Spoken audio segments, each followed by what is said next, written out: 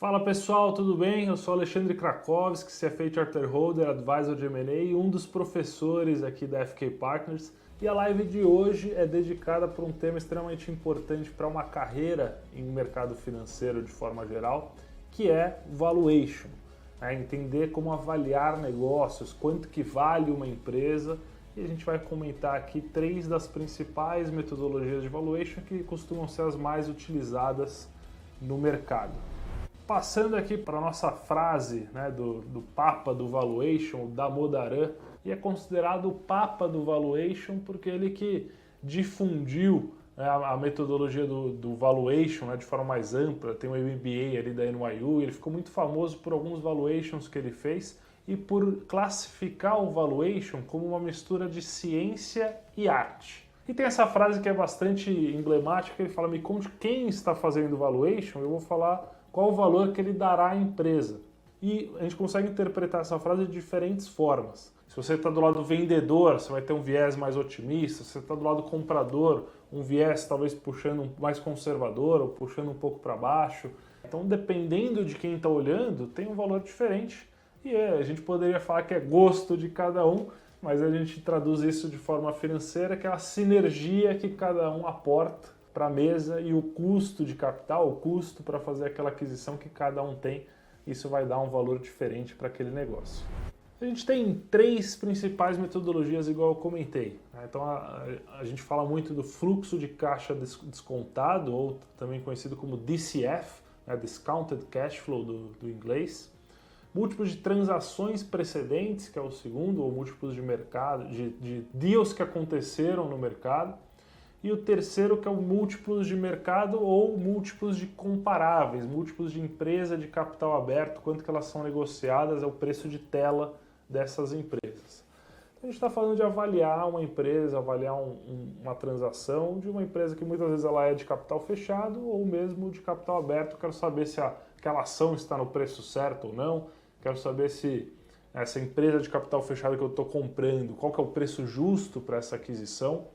Então a gente tem o que a gente chama de football field do valuation, que é um ballpark, que é um campo que é onde a gente consegue jogar. Aqui o valuation ele pode estar mais para cá ou mais para lá, igual o Damodaran falou, ele tem uma mistura de ciência e arte, dependendo do quanto de arte você coloca, ele pode estar mais puxado para um lado ou mais puxado para o outro. Os pontos negativos e positivos de cada uma. Então, quando a gente fala de fluxo de caixa, estou falando de uma projeção, estou falando de premissas que eu vou colocar. O que é o ponto positivo disso? Ele reflete a capacidade da empresa de gerar esse resultado futuro. Eu estou olhando para frente. Eu não estou olhando o que ela fez no passado, me ajuda a embasar as projeções, mas eu estou olhando para frente. O ponto negativo é que está muito sujeito às premissas que eu estou colocando. Se eu coloco uma premissa ruim, o resultado do valuation naturalmente vai ser ruim. Quando a gente vai para múltiplos, então a gente está olhando alguma outra empresa do mesmo setor, ou do mesmo tamanho, ou da mesma região geográfica. Então a gente busca algumas semelhanças com a empresa que a gente está querendo avaliar e ver quanto que essas outras empresas foram negociadas, seja em aquisições ou seja o múltiplo de tela delas. Qual que é o problema disso? Ele não avalia o diferencial específico dessa empresa. Então, as próprias empresas de capital aberto, você tem negociações em múltiplos totalmente variados. Falando de fluxo de caixa descontado, a avaliação do valuation, ali olhando para frente, para o futuro. Tem algumas demonstrações financeiras que são utilizadas para esse fluxo, mas aqui a gente vai falar de uma delas, que é a DRE, a demonstração de resultado. Então ela conta ali todo o filme que aconteceu, o que a empresa ela recebeu de receita ao longo do ano, de janeiro até o final do ano, até dezembro. Você tem ali receita, aí você tem os custos, chega num lucro operacional, vai deduzindo impostos, juros, até chegar no bottom line, ou na última linha que a gente chama, que é o lucro líquido. Quando a gente vai para o fluxo de caixa, um conceito bastante importante para vocês saberem é que fluxo de caixa é muito diferente de lucro. O lucro, apesar de ser um termo bastante falado, você fala, o lucro líquido, quanto que a empresa gerou de lucro, ele não é caixa.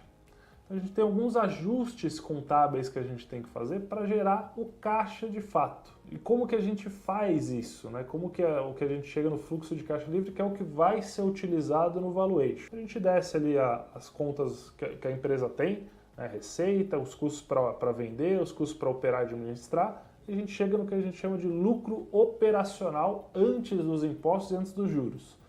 Esse termo EBIT é o que a gente quer de ponto de partida para o fluxo de caixa. Então você ignora tudo que vem para baixo e ele entra como a base do fluxo de caixa, o lucro operacional. A gente quer saber quanto que o negócio gera de resultado. Depois do EBIT, a gente tira os impostos e chega no que a gente chama de NOPAT, NOPLAT, EBIT. Então tem vários termos, é tudo a mesma coisa, que é o lucro operacional após impostos. E aí a gente faz alguns ajustes para chegar no fluxo de caixa. Então a gente poderia dividir esse processo em 5 etapas. A primeira é fazer essas projeções que eu comentei, né? Montar o fluxo de caixa e projetar ele ano a ano. Você pode projetar 3 anos, que é onde eu tenho a maior confiança ali do qual que é esse resultado. Tem gente que projeta 5 anos, tem gente que projeta 10 anos, ou você vai fazer uma concessão, um leilão, um direito de uso ali de uma rodovia. Normalmente você projeta o período inteiro da concessão, então os 20 anos, os 30 anos, dependendo do tipo de projeto. E a gente traz isso tudo a valor presente. Tem uma fórmula também para perpetuidade, que é essa aqui que está embaixo. E por que taxa que a gente vai descontar todo esse fluxo? Então isso é quanto que eu estou gerando a cada ano. Eu quero saber quanto que isso vale hoje. E é isso que a gente faz com empresas também. Então eu tenho tudo que a empresa vai gerar de resultado olhando para frente e eu vou descontar isso não a uma taxa Selic, uma taxa do CDI, uma taxa que eu teria de uma rentabilidade, mas o que a gente chama de custo de capital, ou WACC, Weighted Average Cost of Capital. Ele é uma ponderação do risco que eu tenho com relação àquele ativo. Descontada essa taxa, vamos dizer que ela foi de 20% ao ano, então vou gerar 100 milhões no próximo ano, eu desconto a 20, vai valer 80 hoje. Eu vou gerar 100 milhões também daqui 2 anos, eu vou descontar ele a 20, vai virar 80 no próximo ano, eu vou descontar a 20 de novo, né, vai valer ali 64 hoje. Então se eu tivesse esse projeto de 2 anos, 100 milhões em cada um, eu teria 80 mais 64, 144 de resultado ou de valor presente desses 2 fluxos de 100. Então a gente traz isso a valor presente, tem uma última etapa do processo de valuation, que é fazer alguns ajustes. Próxima metodologia de valuation, múltiplos de transações precedentes. O que é importante nesse valuation? É ver quem que é comparável de fato. Então eu quero ver transações que aconteceram no passado do mesmo setor, ou do mesmo setor e no mesmo país, ou do mesmo setor no mesmo país e no mesmo cenário econômico. Como que funciona a transação precedente? Então foram pagos 3 vezes receita ou 10 vezes EBITDA.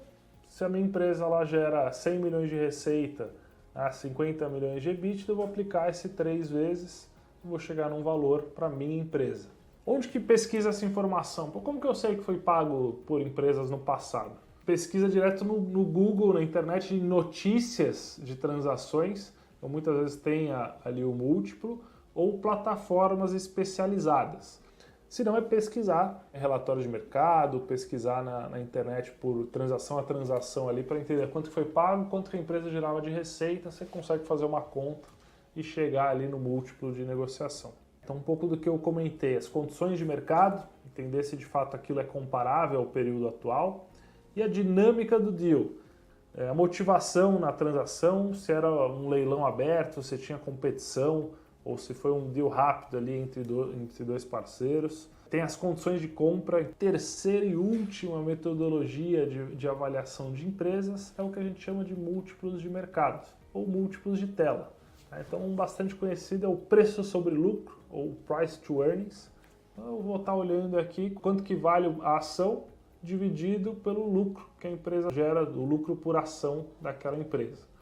Quando se fala de múltiplos de mercado, é sempre olhando empresas de capital aberto, né, quanto que ela negocia na bolsa. O valor da empresa em cima do lucro costuma ser bastante interessante para empresas financeiras, porque o juros financeiro é uma parte integrante da operação de um banco, da operação de uma empresa financeira, né, emprestar e captar recursos financeiros.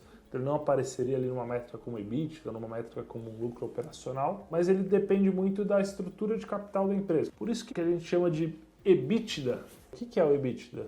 É o lucro operacional, ou EBIT, Earnings Before Interest and Taxes, somado à depreciação e amortização. Então, Earnings Before Interest and Taxes and Depreciation and Amortization. O que tem de interessante aqui, né? Então a gente chega, o valor da empresa como um todo, dividido pelo EBITDA, é um múltiplo de negociação. Dentro do valor da empresa, você tem o valor das ações, o valor do sócio, né? O valor do equity, você tem o caixa que a empresa gera e você tem a dívida. Então, para chegar a quanto que eu vou ter de dinheiro no bolso, né? Quanto que vale a empresa, menos o que você tem de dívida, mais o que ela tem de caixa, é isso que o sócio provavelmente vai receber. Outra coisa que é interessante aqui, né? Então ele mostra o quanto que a empresa ela consegue, ele ter de caixa costuma ser uma métrica bastante utilizada até por bancos para empréstimo. Né? Então você vai ter ali no que a gente chama de garantias ou de covenants de uma dívida, a empresa tem que manter um índice mínimo de alavancagem de 3 vezes dívida dividido pelo EBITDA, ou de 2 vezes dívida dividido pelo EBITDA. Então acaba sendo utilizado também por DCM e algumas outras áreas de análise de crédito. Então, dito isso, vocês entenderam aqui que a gente tem 3 metodologias, cada uma tem um ponto positivo e um negativo, e a gente volta para o nosso football field. Então eu vi quanto que a empresa vai gerar de caixa, trago o seu valor presente, posso fazer várias sensibilidades, cenário base, cenário otimista, e a gente chega num range. Vi quanto que outras transações foram negociadas, a gente tem aqui mais uma ideia de valuation. E o terceiro, eu vejo quanto que as ações de tela, né, quantas ações do mesmo setor, segmento, tamanho, são negociadas em bolsa. E a gente tem um outro intervalo de valor.